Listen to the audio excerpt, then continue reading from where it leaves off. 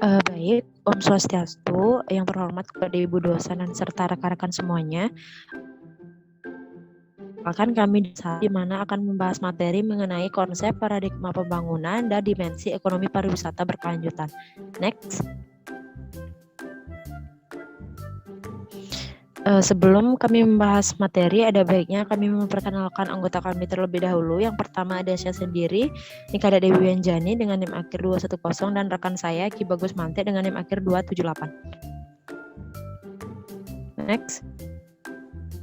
Adapun subtopik bahasan yang akan kami bahas, yang pertama ada konsep pariwisata berkelanjutan, yang kedua ada paradigma pembangunan pariwisata bertumbuh versus berkelanjutan, yang ketiga ada dimensi ekonomi, sosial, budaya, dan ekologi dalam pembangunan pariwisata berkelanjutan, dan yang terakhir ada manfaat pembangunan pariwisata berkelanjutan. Next.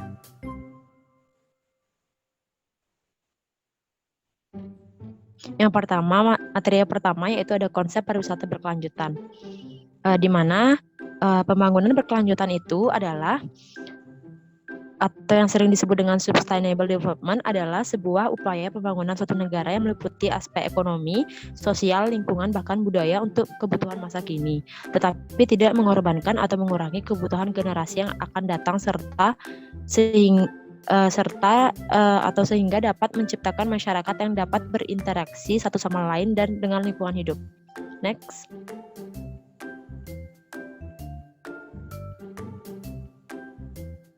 Selanjutnya yaitu mengenai pariwisata berkelanjutan.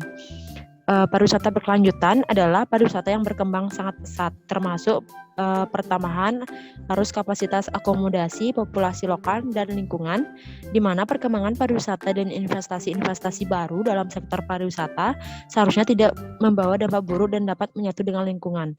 Jika kita memaksimalkan dampak yang positif dan meminimalkan dampak negatif, maka beberapa inisiatif diambil oleh sektor publik untuk mengatur pertumbuhan pariwisata agar tumbuh menjadi lebih baik dan menempatkan masalah akan sustainable tourism sebagai prioritas karena usaha atau bisnis yang baik dapat melindungi sumber-sumber atau aset yang penting bagi pariwisata, tidak hanya untuk sekarang tetapi di masa yang akan datang. Next. Selanjutnya ada prinsip berkelanjutan, yaitu yang pertama ada partisipasi, di mana masyarakat itu setempat harus mengawasi atau mengontrol pembangunan pariwisata dengan ikut terlibat dalam menentukan visi pariwisata, mengidentifikasi sumber-sumber daya yang akan dipelihara dan ditingkatkan, serta mengembangkan tujuan dan strategi untuk pembangunan dan pengelolaan daya tarik pariwisata. Yang kedua ada keikutsertaan para pelaku atau stakeholder involvement, di mana para pelaku yang ikut serta dalam pembangunan pariwisata meliputi kelompok dan institusi LSM atau lembaga swadaya masyarakat, di mana kelompok sukarelawan juga serta pemerintah daerah, asosiasi wisata, serta asosiasi bisnis dan pihak-pihak lain yang berpengaruh dan berkepentingan serta yang akan menerima dampak dari kegiatan pariwisata. Yang ketiga ada kepemilikan lokal, di mana pembangunan pariwisata harus menawarkan lapangan pekerjaan berkualitas untuk masyarakat setempat. Fasilitas penunjang kepariwisataan seperti hotel, restoran, dan sebagainya seharusnya dapat dikembangkan dan dipelihara oleh masyarakat setempat. Dan beberapa menunjukkan bahwa pendidikan dan pelatihan bagi penduduk setempat serta kemudahan akses untuk para pelaku bisnis atau wirausahawan setempat benar-benar penggunaan sumber daya yang berkelanjutan, di mana pembangunan pariwisata harus dapat menggunakan sumber daya dengan berkelanjutan, yang artinya kegiatan-kegiatan harus menghindari penggunaan sumber daya yang tidak dapat diperbarui secara berlebihan. Hal ini didukung dengan ketertarikan lokal, data perencanaan, pembangunan, dan pelaksanaan sehingga pembagian keuntungan yang adil dapat diwujudkan. Yang kelima ada mewadahi tujuan-tujuan masyarakat, di mana tujuan masyarakat hendaknya dapat diwadahi dalam kegiatan pariwisata agar kondisi yang harmonis antara pengunjung atau wisatawan, tempat dan masyarakat setempat dapat terwujud. Misalnya kerjasama dalam wisata budaya dapat dilakukan mulai dari tahap perencanaan, manajemen sampai dengan pemasaran. Yang keenam ada daya dukung, di mana daya dukung ini atau kapasitas lahan yang harus dipertimbangkan meliputi daya dukung visi alami, sosial, dan budaya. Pembangunan dan pengembangan harus sesuai dengan serasi dengan batas-batas lokal dan lingkungan. Yang ketujuh ada monitor dan evaluasi, di mana kegiatan monitor dan evaluasi pembangunan pariwisata berkelanjutan mencakup penyusunan pedoman, evaluasi dampak kegiatan wisata, serta pengembangan indikator-indikator dan batasan-batasan untuk mengukur dampak pariwisata. Yang ke-8 ada akuntabilitas, yaitu perencanaan pariwisata dapat memberi perhatian yang besar pada kesempatan mendapatkan pekerjaan, pendapatan, dan perbaikan kesehatan masyarakat lokal yang tercermin dari kebijakan pembangunan. Yang ke-9 ada pelatihan, di mana pembangunan pariwisata berkelanjutan membutuhkan pelaksanaan program-program pendidikan dan pelatihan untuk membekali pengetahuan masyarakat dan meningkatkan keterampilan bisnis atau vokasional dan profesional. Dan yang terakhir ada promosi, yaitu pembangunan pariwisata berkelanjutan juga meliputi promosi penggunaan lahan dan kegiatan yang memperkuat karakter landscape dan identitas masyarakat setempat, di mana kegiatan-kegiatan dan penggunaan lahan tersebut seharusnya bertujuan untuk mewujudkan pengalaman pariwisata yang berkualitas dan memberikan kepuasan bagi pengunjung. Next. Selanjutnya yaitu mekanisme pembangunan secara keseluruhan yang berlangsung pada suatu kawasan dalam suatu wilayah tertentu selalu akan memiliki pengaruh terhadap wilayah yang melingkupinya, baik yang berupa efek langsung atau direct effect dan efek tidak langsung atau indirect effect, serta efek ikutan atau include effect. Sehubungan dengan hal tersebut, kebijakan serta arahan dan program-program implementasi yang direkomendasikan akan bertumpu pada tatanan. Yang pertama adalah layak secara ekonomi, yang kedua berwawasan lingkungan, yang ketiga diterima secara sosial, dan yang terakhir dapat diterapkan secara teknologis. Next.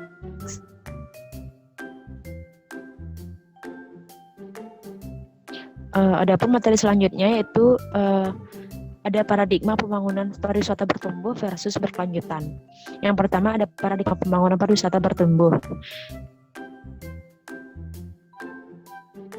Dalam menghadapi perubahan lingkungan strategis internal maupun eksternal, paradigma pembangunan pariwisata bertumbuh perlu dicermati sebagai berikut. Poin yang pertama yaitu paradigma pembangunan yang berorientasi ekonomi menjadi keseimbangan antara orientasi ekonomi dengan orientasi pelestarian alam budaya, keseimbangan antara nilai ekonomi dengan nilai-nilai lainnya, dan hal-hal yang menjadi dasar dalam pembangunan berkelanjutan. Dengan perkataan lain, pembangunan pariwisata bukan dipacu secepatnya tanpa batas, namun selalu harus memperhatikan daya dukung lingkungan, baik lingkungan alam atau daya dukung ekologis, dan lingkungan sosial atau daya dukung budaya. Poin yang kedua yaitu pembangunan daerah pariwisata merupakan salah satu entry point untuk pengembangan daerah. Hal ini berarti bahwa pembangunan pariwisata memiliki jangkauan tujuan untuk lebih jauh, bukan hanya untuk kepentingan wisatawan semata, tetapi juga untuk kepentingan masyarakat setempat. Poin ketiga yaitu pembangunan pariwisata Indonesia merupakan bagian dari pembangunan manusia Indonesia menuju tercapainya masyarakat cerdas yang akan menjadi tulang punggung pembangunan Indonesia. Oleh karenanya, fokus dari pembangunan pariwisata untuk kepentingan atau ukuran pariwisata itu sendiri, namun juga untuk meningkatkan well-being atau kesejahteraan lahir batin masyarakat Indonesia umumnya dan masyarakat setempat khususnya. Poin yang keempat yaitu pembangunan pariwisata harus didasarkan kepada semangat untuk menerapkan prinsip good governance, baik di kalangan pemerintah, swasta, maupun masyarakat. Pengelolaan pariwisata yang berkelanjutan memerlukan profesionalisme yang mencakup bukan keterampilan dan pengetahuan semata, tetapi juga sikap yang konsisten terhadap komitmen untuk mewujudkan pembangunan yang berkelanjutan.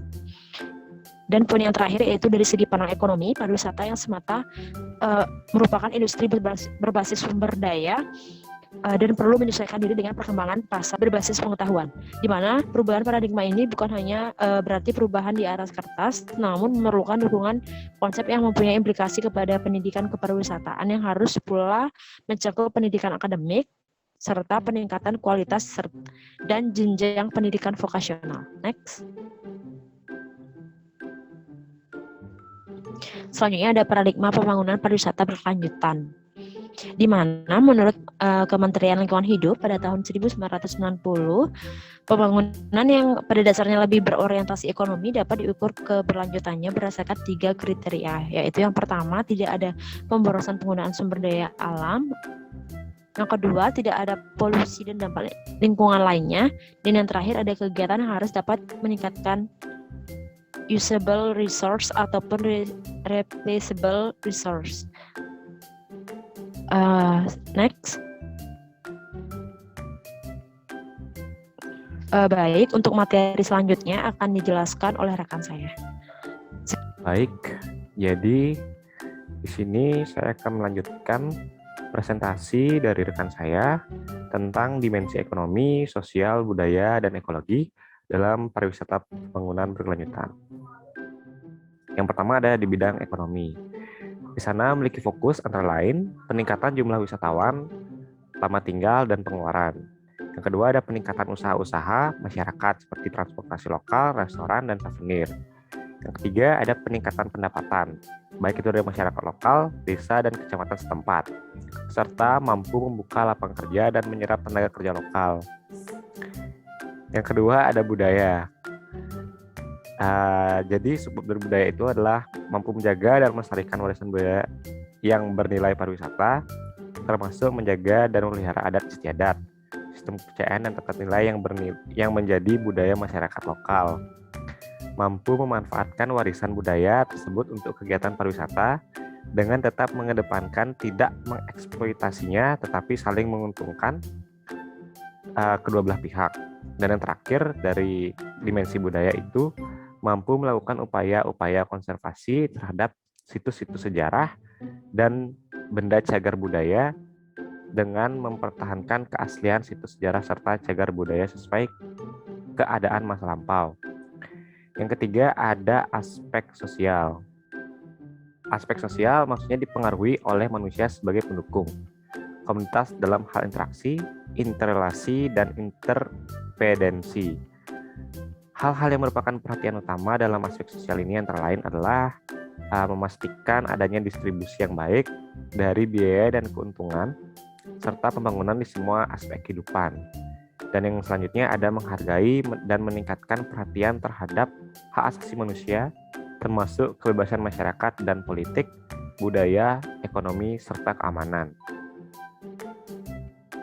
Aspek yang terdiri dari pemerintahan di dimensi sosial ini antara lain mendukung wakil rakyat dengan meningkatkan partisipasi masyarakat dalam pengambilan keputusan, mendorong kebebasan usaha dengan memberikan insentif, kebijakan, dan sistem yang mendukung serta meningkatkan transparansi dalam pengambilan keputusan.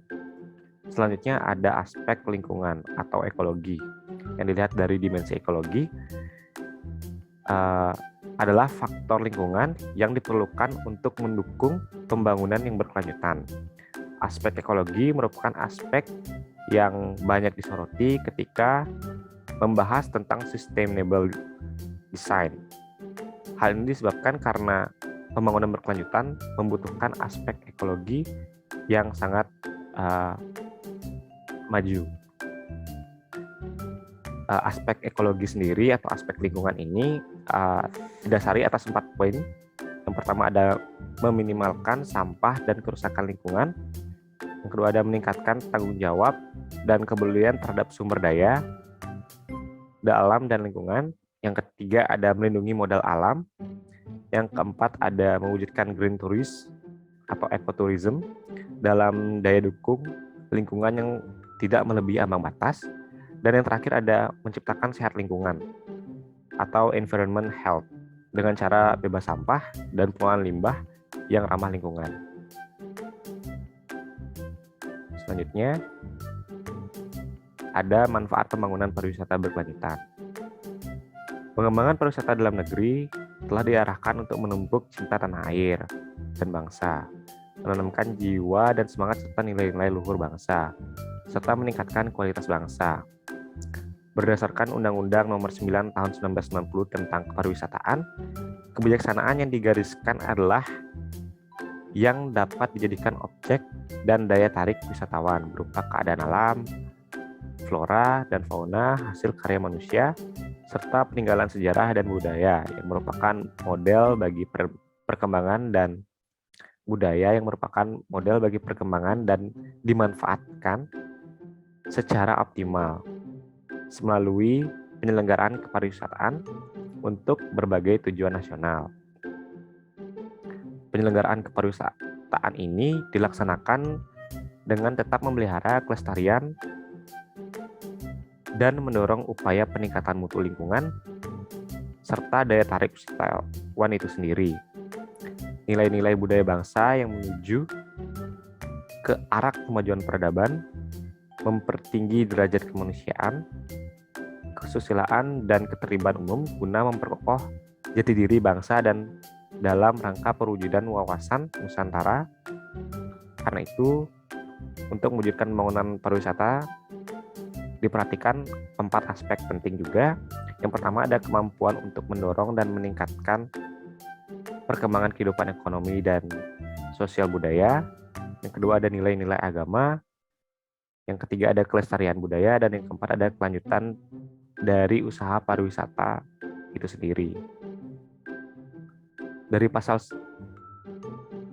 Dari Undang-Undang Nomor 10 Tahun 2009 tentang Kepariwisataan menyebutkan tujuan penyelenggaraan kepariwisataan adalah sebagai berikut.